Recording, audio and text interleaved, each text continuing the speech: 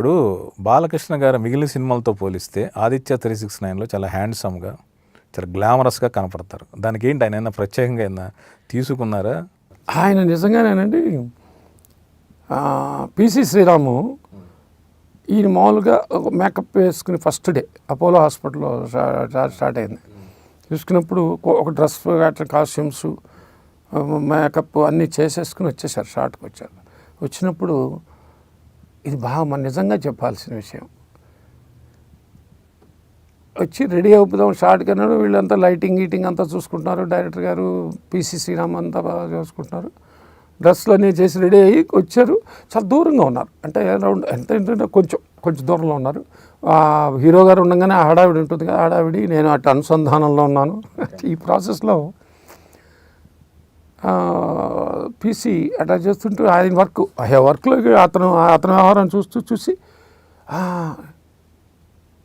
వెంటనే నన్ను పక్కనే ఉన్నా పిలిచారు. Krishna what is the dress, ఆ మేకప్ కొంచెం అంటే లేదు ఏంటి నో నేను ఇంజనీర్ ఆయన దాంట్లో ఏంటో చాలా క్యాజువల్ వేర్, మేకప్ అక్కలేదు. సచ్ ఎ లవబుల్, ఎంత అందగాడు ఆయన, beautiful man, very good looking man. I don't need for my camera I don't need any makeup in to that అన్నాడు.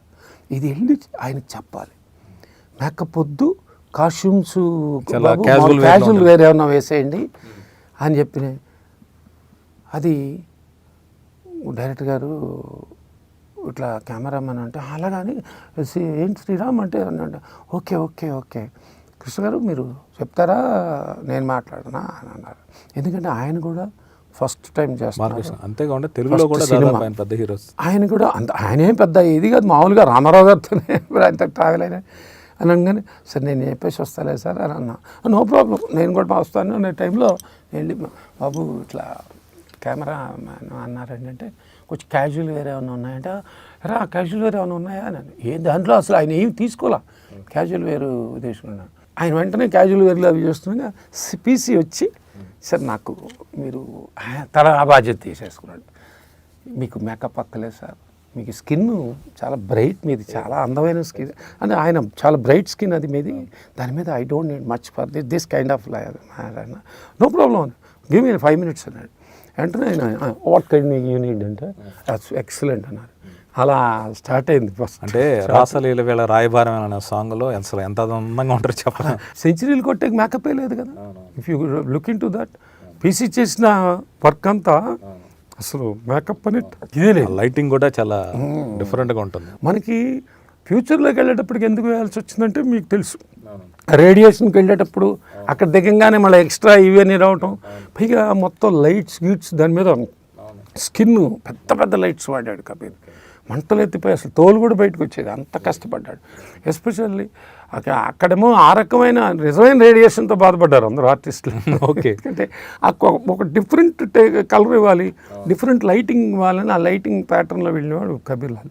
కాకపోతే పీరియడ్ ప్రోగా వచ్చేటప్పటికి కృష్ణదేవరాయ పీరియడ్ ఆయన తీసుకున్న శ్రద్ధ మాకే అనిపించేది, అయ్యో ఇదేంటిది పాపం అని. ఏంటి ఆయనకు ఒక ప్రెస్టేజ్, నాన్నగారు చేశారు.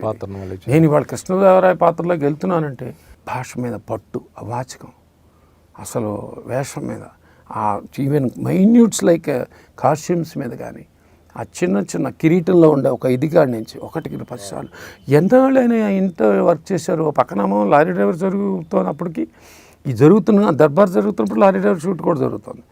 ఆయన ఆ నైట్స్ కూడా దీని గురించి ప్రత్యేకమైన శ్రద్ధ తీసుకుని ఆ సినిమాలు చూస్తూ ఆయన రామారావు గారి సినిమాలు మీరు దేంటో ఏమేమి క్రీటలు ఏమేమి ఉన్నాయి సెలెక్ట్ చేసుకుంటూ ఆ సెలక్షన్ అన్నీ డైరెక్టర్ గారితో రిఫర్ చేస్తూ ఈయన కొన్ని రిఫర్ చేస్తూ వాళ్ళిద్దరు చేసిన ఎక్సర్సైజ్.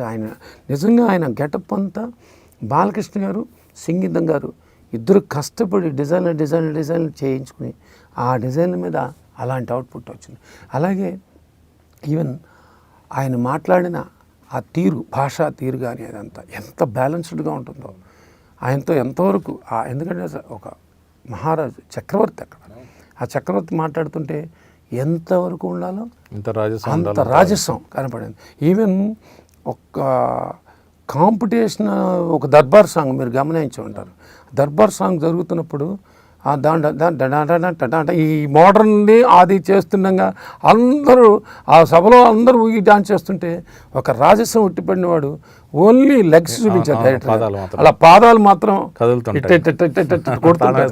ఎక్కడ బాడీలో కానీ ఆయన ఎక్కడ చూపించకుండా అలా అంత బ్యాలెన్స్డ్గా ట్రీట్ చేసిన విధానం డైరెక్టర్ గారు అయితేనేమి అంత బ్యాలెన్స్డ్గా నిజంగా దాని మీద అంత శ్రద్ధ తీసుకుని బాలకృష్ణ గారికి పాత్రల మీద ఉన్న ఆసక్తి వల్ల ఆయన చేసిన పర్ఫార్మెన్స్ కానీ ఇవాళ మీరు అన్నట్టుగా ఇందాక 30 సంవత్సరాలు కాదు మనం అందరం లేకపోయినా అది ఉంటుంది సార్. అది ఉంటూనే ఉంటుంది. ఏ జనరేషన్ అయినా చూస్తూనే ఉంటారు. ఏ జనరేషన్ చూస్తుంటారు.